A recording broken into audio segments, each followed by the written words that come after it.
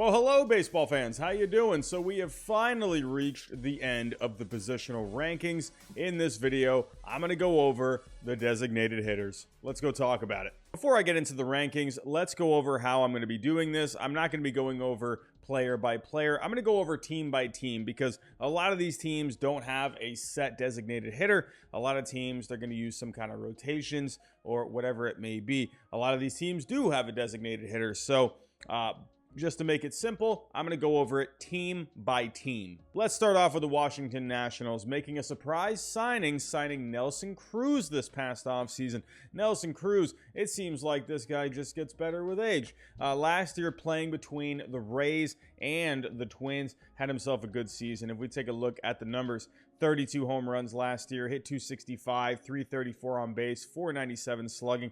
This guy, he's just going to keep hitting home runs, driving in runs. To be honest, I think you got to put Nelson Cruz and the Nationals in the S tier. He's easily one of the most solid designated hitters out there. I'm going to go S. Moving on to the San Diego Padres. They just got themselves a new designated hitter via a trade, Luke Voit. I'm really happy for Luke Voit here. He was basically just stuck with the Yankees.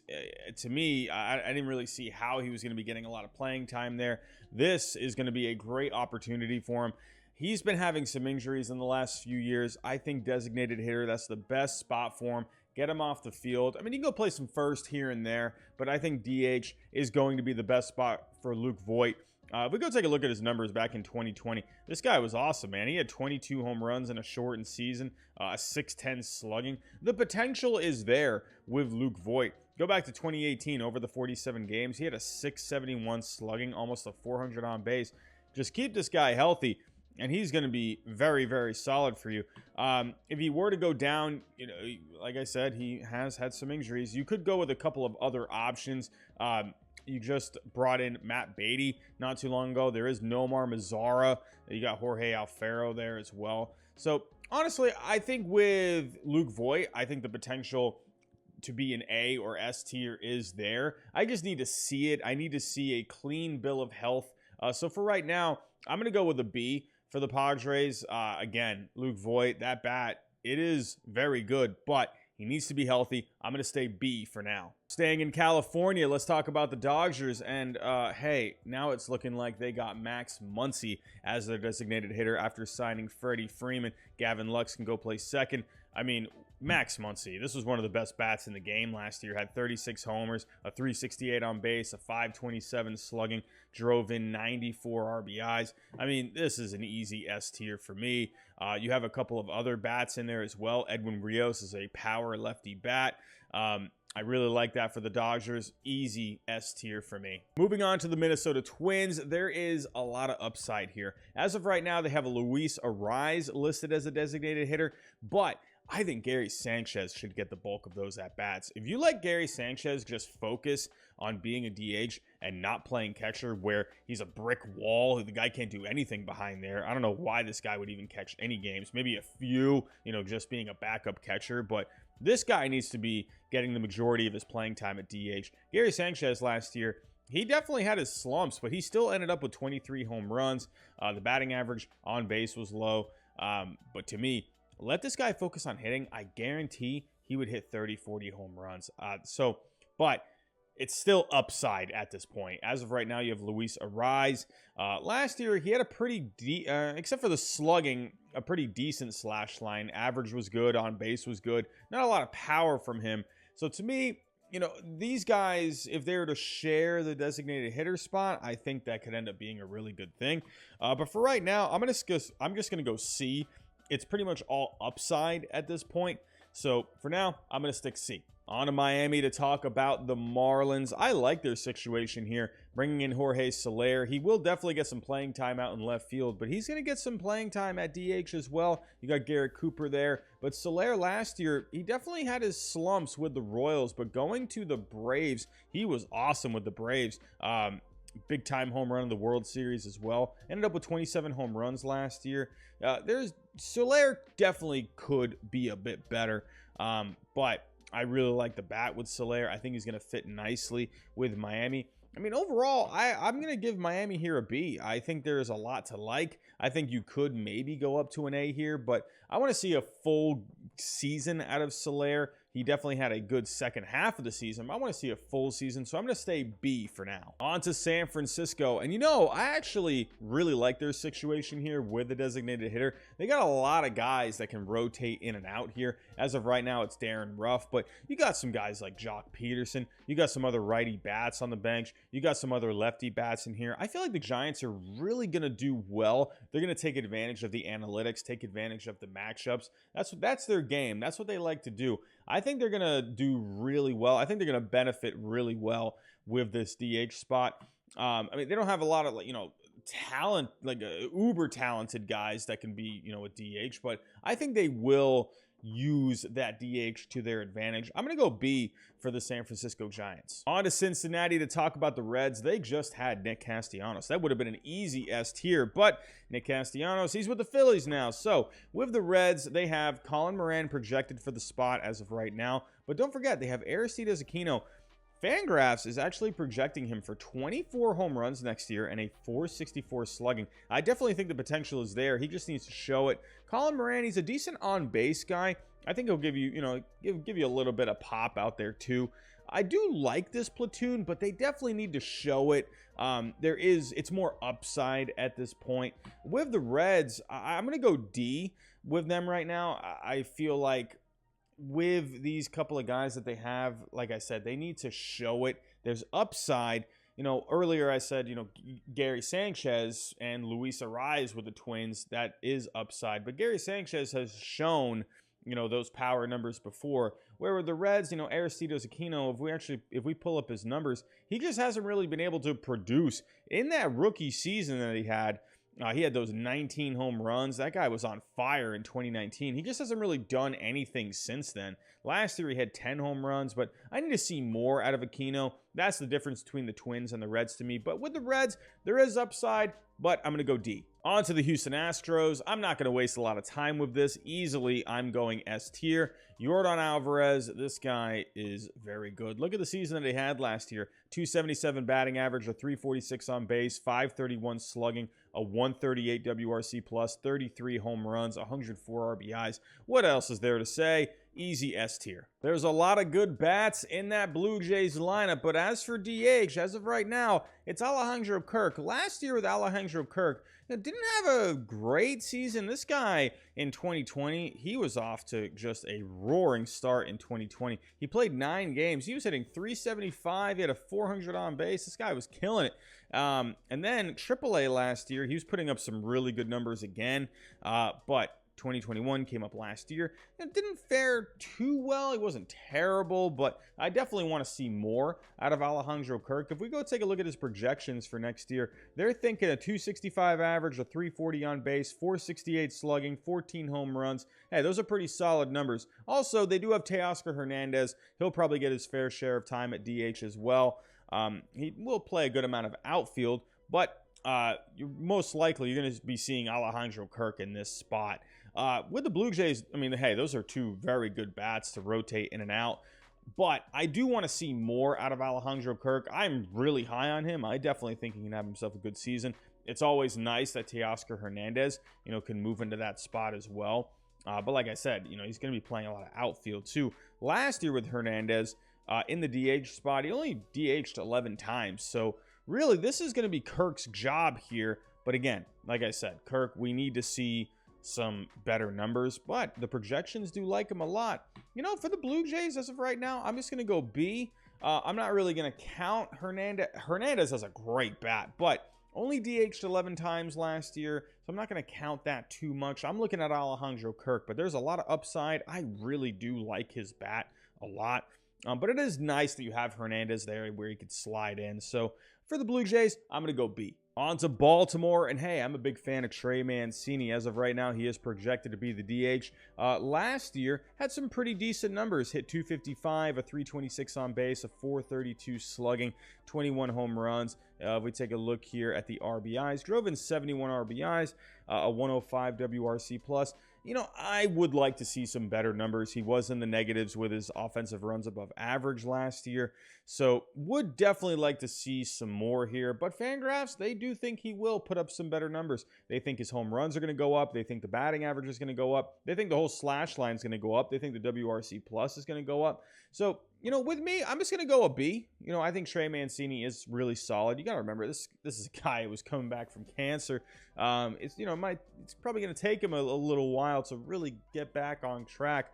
But hey, put up some pretty good numbers last year. I'll go a solid B for Trey Mancini and the Orioles. Let's talk about the World Series champion Atlanta Braves. Well, as of right now, Ronald Acuna Jr. is still out, but he will be back at some point. Alex Dickerson is listed as a designated hitter. They just signed him rather recently, and that means Marcell Ozuna will be out in left field for now. But Marcell Ozuna, if you go back to 2020 when he was the DH, or was the DH most of the time for the Braves, this guy was killing it. Hit 338, a 431 on base, a 636 slugging. He had 18 home runs, 56 RBIs over 60 games. This guy was on pace for an incredible season. Last year, he ended up getting put on leave for the rest of the season because of the domestic violence charges against him. You know, the slash line was really not that good last year. He was just not doing very good. But the projections, they do like him for this year. 28 home runs, 263 average, a 337 on base, 468 slugging, 112 WRC plus. Definitely could be better. But Marcell Ozuna has shown before in the DH spot that he can perform very well. I also do like the bat of Alex Dickerson, so that's a nice little platoon. You have that lefty bat with Dickerson, and they'll get some other guys in here. Honestly, with the Braves, I mean, I know Ozuna took a bit of a step back last year, but I'm thinking of what he did in 2020. With the Braves, I'm going to go A. I think they have some good bats there.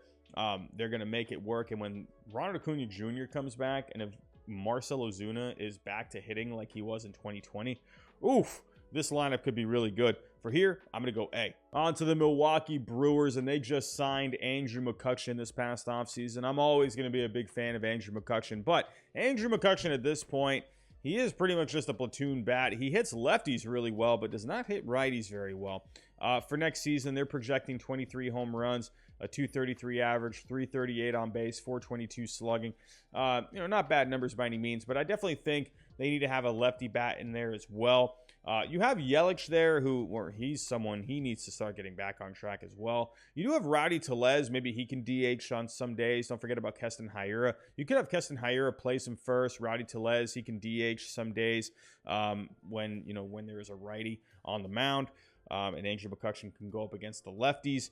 So they got some options here. I think you got to see what these guys can do, especially McCutchen, and then Yelich. What is he going to end up doing?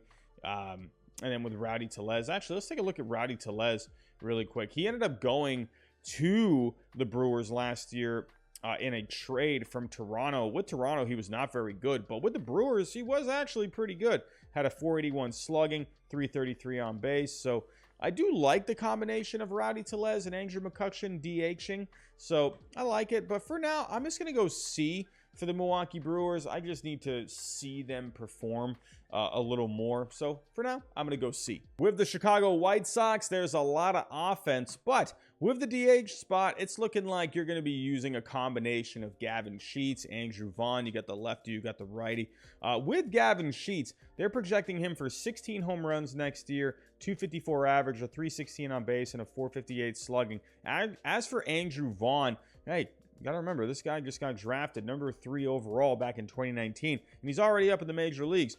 They're projecting him for a 443 slugging and 13 home runs. So Andrew Vaughn, I do think, is going to end up being a really good bat, and I think Sheets is going to be a really solid bat too. I do like the combination of those guys. I really do. I think, two young guys that can really get into it. For me, it's more upside at this point, but they both did show some good flashes last year. For the White Sox, I'm going to go B. I like what they have there. I think it's pretty solid, but I definitely need to see some more. But I do like the upside. I'm going to go B. I think the DH is going to be really beneficial for the Arizona Diamondbacks. You know why? Because it gives Seth Beer a chance. This guy's been blocked to first baseman. You've had Christian Walker there, but now with the DH, Seth Beer will finally get a shot. And they're projecting him for some pretty decent numbers next year. 257 average, a 338 on base, 445 slugging, 16 home runs.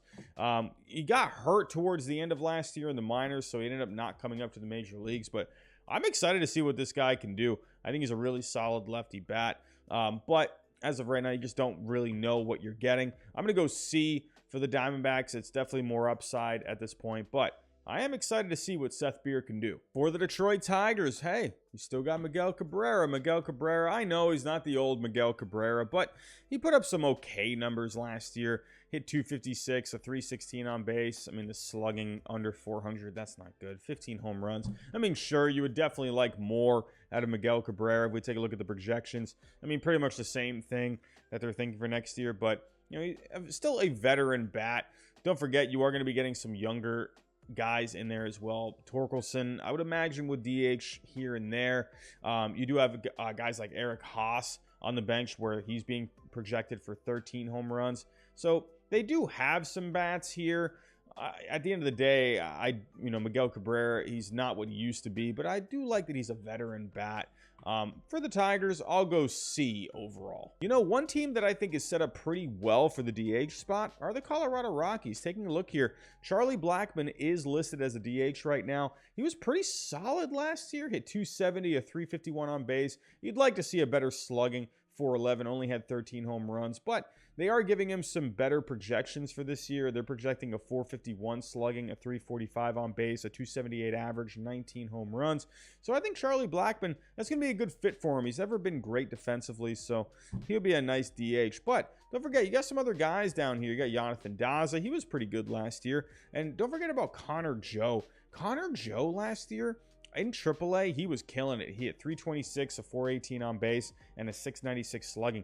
But then, with the Rockies in 63 games, he hit 285, a 379 on base, a 469 slugging. I mean, those are really solid numbers. I mean, Connor Joe, look out for him. I think he could be a pretty underrated player. You know, for the Rockies, honestly, I'm going to go B for the Rockies. They got a lot of versatility on this team as well. Guys that can move around, Chris Bryant, Ryan McMahon, Brendan Rodgers, maybe even CJ Cron can get some at-bats here and there. I like the versatility on this team. I think they're going to use the DH pretty well. For the Rockies, I'm going to go B. The Mets do have some bats, but I think right now it is a bit of a question mark. If you take a look right now, Robinson Cano is listed as a DH. Robinson Cano, before he got suspended in 2020, and I know he was taking the PEDs or whatever, but I'm looking at the numbers. The numbers were pretty good in 2020. He hit 316, a 352 on base, a 544 slugging, 10 home runs. Those are pretty solid numbers overall. I mean, if he can keep putting up numbers like that, staying on that kind of pace, he could be a really good designated hitter, but you just don't know what you're going to get out of Cano. They have some other bats here as well. Dominic Smith, JD Davis. I wonder how much longer Dominic Smith will have there. I guess according to reports, he wants more playing time. So will the Mets end up finding a deal for him? We'll have to wait and see. I mean, there was almost a deal there with Eric Hosmer and then Dominic Smith going back to the Padres. So we'll have to wait and see. But you do have some bats here. JD Davis, he had a pretty good season last year, but he was hurt. So it's a lot of question marks. For the Mets, I'm going to go C right now just because there are question marks. I don't really know what's Cano going to give you. Is JD Davis going to have some, good health this year? Will he be able to put up those kind of numbers again that he did when he was healthy? Dominic Smith, he had a down season last year. So we're talking about, will he even be a Met? But even if he is a Met, can he get back to the numbers that he was putting up in 2020? We're going to have to wait and see. But there's a lot of question marks. I'm going to go C for the Mets right now. On to my Red Sox, and I'm going to make this quick. I'm going to go S tier. JD Martinez, another solid season from him last year as the DH. Taking a look, hit 28 home runs, a 286 average, a 349 on base, a 518 slugging, 128 WRC plus. Very solid. The only thing I'm looking at with JD Martinez, those numbers were down from his last full season in 2019. 2020, he was not doing very good at all. I mean, he was someone where he really liked, using the iPad to analyze his prior at-bats, and he didn't have that in 2020. So he got back to being able to use that in 2021, so we definitely saw those numbers come up. But they definitely went down from 2019 pretty much across the board. So what are we going to get out of JD Martinez this coming year? The projections for next year, they think the home runs will go up, but they think everything else is pretty much going to drop. So it'll be interesting to see what JD Martinez turns in 2022. But I still think you got to go S tier here. Here's another easy one. Angels, S tier. Shohei Ohtani. He was just off the charts last year. I mean, look at these stupid numbers that he put up, winning an MVP last year. Hit 257, a 372 on base, 592 slugging, 46 home runs, 100 RBIs. I mean, I'm not going to waste a lot of time here. Easy S tier for Shohei Ohtani and the Angels. Here's another easy one. Giancarlo Stanton, Yankees. Easy S tier.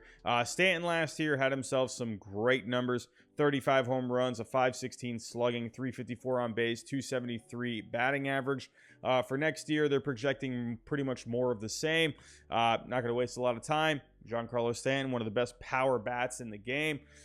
Easy S tier. All right, we had a few easy ones there. Let's get to a bit of a tougher one. The Kansas City Royals. With Kansas City, as of right now, it's Hunter Dozier in the DH spot. Hunter Dozier, he just really didn't do anything last year. He had 16 home runs, but the slash line just all low.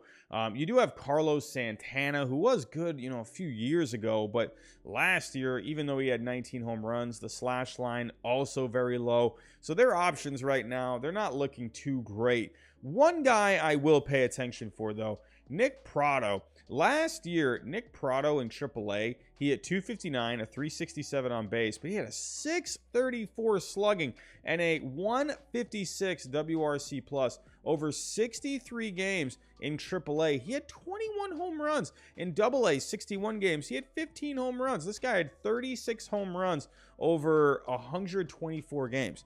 That's not too bad if you ask me. I am really excited to see if this guy will be up in the major leagues this year.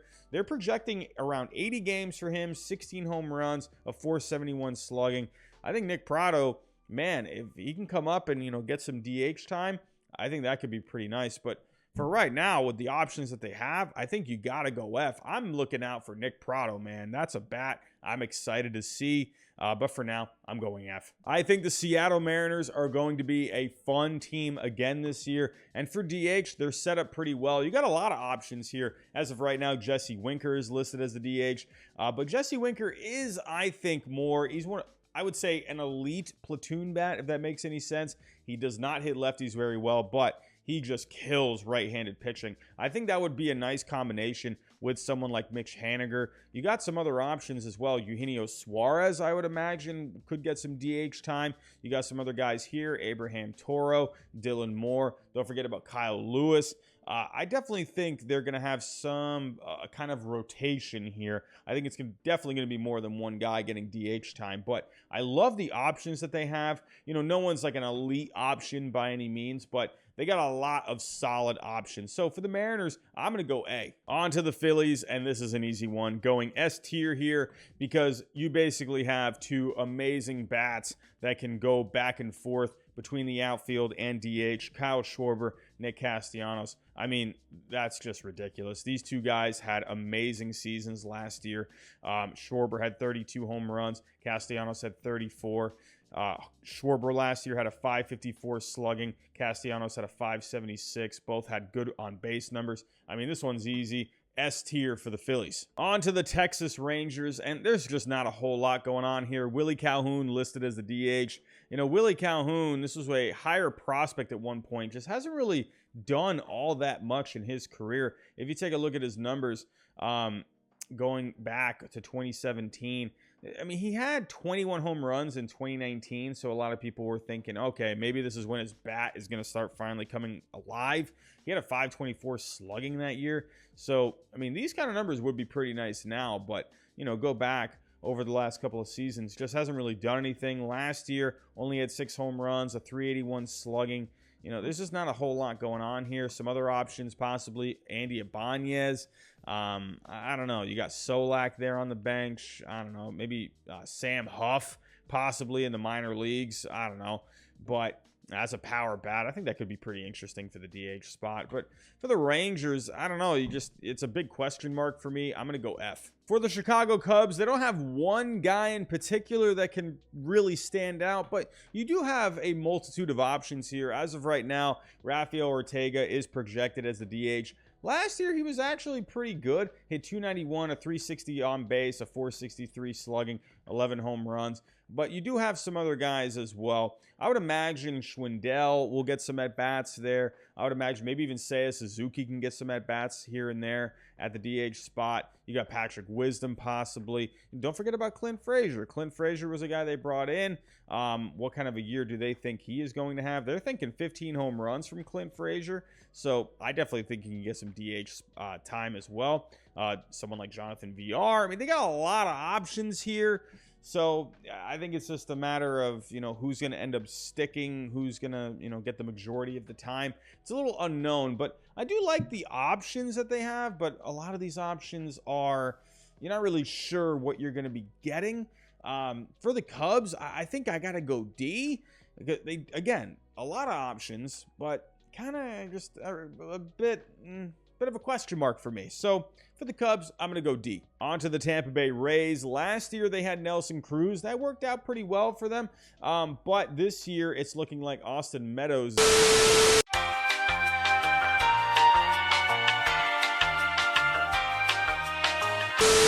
is going to be the DH. But with the Rays, they've always done pretty well with the designated hitter. They like to use the platoons. They like to go, with good matchups. So I think they're going to continue to be pretty good with the DH. They're going to find ways to find good matchups. They'll plug different guys in. So I think the Rays, they're going to use the DH spot really well. I'm going to go A for the Tampa Bay Rays.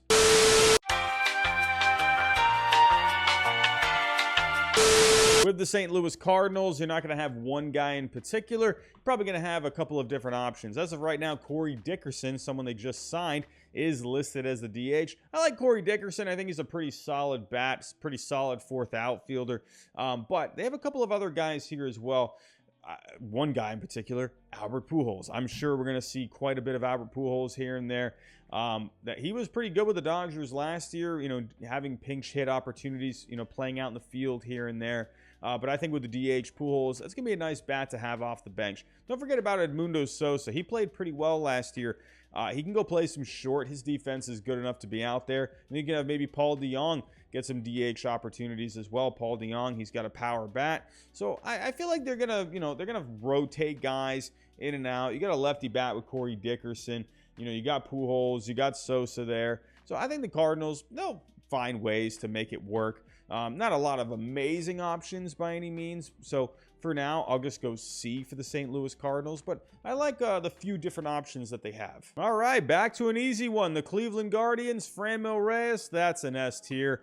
Franmil Reyes, this guy was just banging last year. 30 home runs, a 522 slugging. Franmil Reyes, man, just a very solid bat. They're actually projecting 41 home runs this year for him and a 519 slugging. Man, Franmil Reyes, he's the real deal. This is an easy one, S tier. I hate to end this on a down note, but I'm going to go F for the A's and the Pirates. I'm just going to knock these two out. With the A's, they're a team that's going into a rebuild mode. There's just not a lot here. As of right now, Jed Lowry's there. Had 14 home runs last year, but under a 400 slugging. You did bring back Eric Thames to the major leagues. So, I mean, maybe that could end up being something fun. I don't know. But with the A's, there's just not a whole lot there. With the Pirates, Daniel Vogelbach is there. This is a guy who was hitting for some pretty decent power not too long ago. 30 home runs back in 2019. He just hasn't really been able to do anything since. So there's just not a whole lot here. I would imagine maybe the Pirates, they'll, try out some different guys. Don't forget they got Yoshi Suzugo. Maybe they could get him some DH opportunities. But like I said, don't want to end this on a bad note. But For the A's and the Pirates, I got to go F tier. So those are my rankings for designated hitter heading into 2022. Let me know what you think down below. Do you think I put some teams too high, too low? Do you think they were just about right? Do you think it was terrible? Let me know what you think. But that ends the positional rankings heading into 2022. Make sure you check out all of the other positions and hey, leave comments on those as well. But that's all I have for right now. Thanks for watching, and I'll talk to you next time.